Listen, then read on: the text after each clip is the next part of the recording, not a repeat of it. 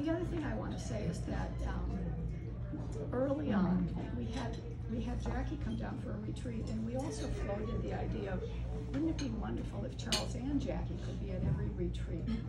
Because we love Jackie. And for many reasons, including your schedule, we weren't quite able to do that.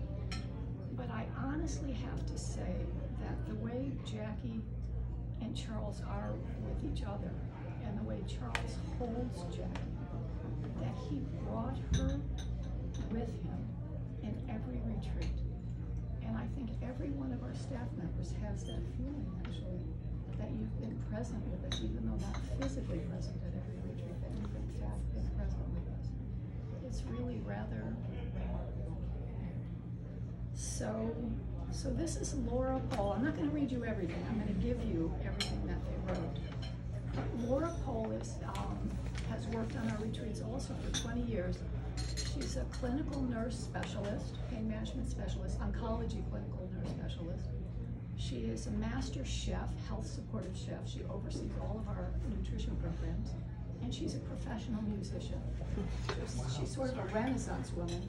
And she calls herself a chef merchant. She has all these things. And she adores Charles. So this is something you may never have heard. She said she never told you this story. She says, I remember the first retreat that Charles came on. We were at Hallowwood, which is a retreat center that we used for years in Virginia. That's when we started the tradition of taking a walk together, the two of them, at least once during the retreat to get to know each other and later to catch up with each other. I remember walking along the driveway and Charles talking about his partner who had recently died. I knew it was a psychotherapist with whom he worked. He never mentioned, during that time, they never talked about wife or husband or children. So he never mentioned that during that time. So I thought he was gay. And this is Laura's sake. Did she ever tell you that? No, but it's not a stretch. Yes. So she says, and I thought he was gay, and then in parentheses she says, because I was not out yet. She was not out yet. So she didn't know too much about how these things work. She says, I marveled. Wow, he's more of a kindred spirit than I thought. Turns out Charles was and is, and will always be a kindred spirit in my life, even if he's not gay.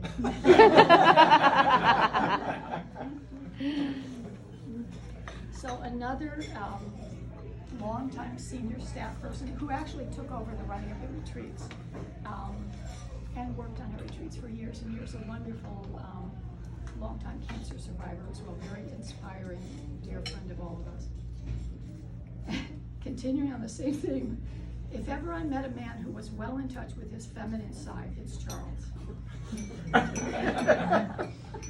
From the first day I began working with him, it was clear to me that Charles was a beloved member of the Smith Center Sisterhood, our sorority of love and service that was founded by retreat staff.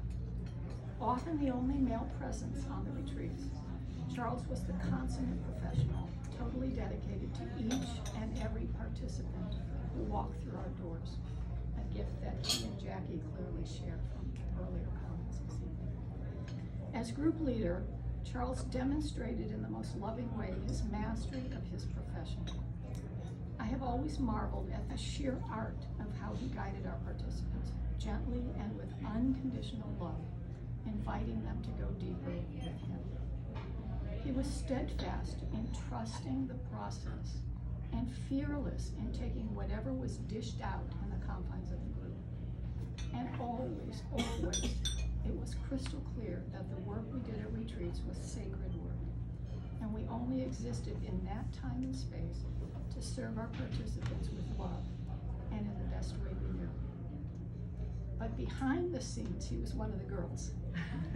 We would always be in his room, because he always got the biggest room, why I'll never know, to share stories and some prohibited wine. That wasn't allowed at the retreat. Recreating dorm life and infusing the staff with his antics, whether it was impersonations of Sacha Cohen, as big a good dishing one. out the worst puns ever, or crooning Broadway tunes. He never wanted the party to end. Unfortunately, most of us were early birds, and Charles could go all night long.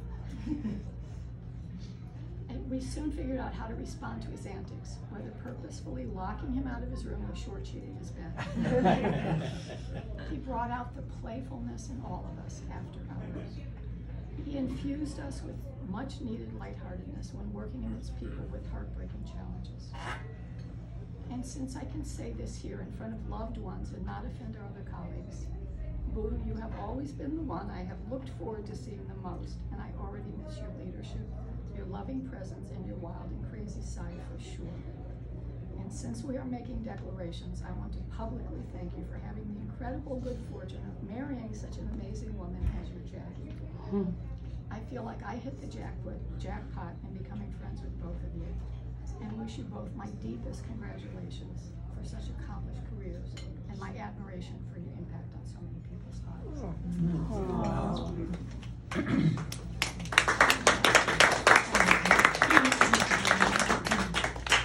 So the other story that I want to share, just really briefly, is that, and she alluded to it, the deep work that Charles did in those morning groups every morning, where people would come up crying, laughing, shouting, jumping, peaceful as anything. Everything came up in those groups. And Charles was so dedicated to those groups, people getting the most out of those that they could in this kind of sacred vessel of a retreat where you can do so much work because you're surrounded by loving people and it's in depth and the intention is there. So one time I remember you telling us that one of the things that needed to come into the group with people dealing with life-threatening illness is anger, amongst all the other emotions that come up. Somewhere in there, the anger about it has to come up. There's so many reasons to be angry. And most oftentimes it did. But if it did not come into the room by a certain part of the retreat, Charles would say something or do something that would offend somebody in the room that he selected, that would make them angry at him in order to bring the anger in the room, because he could hold it and he could use it for them.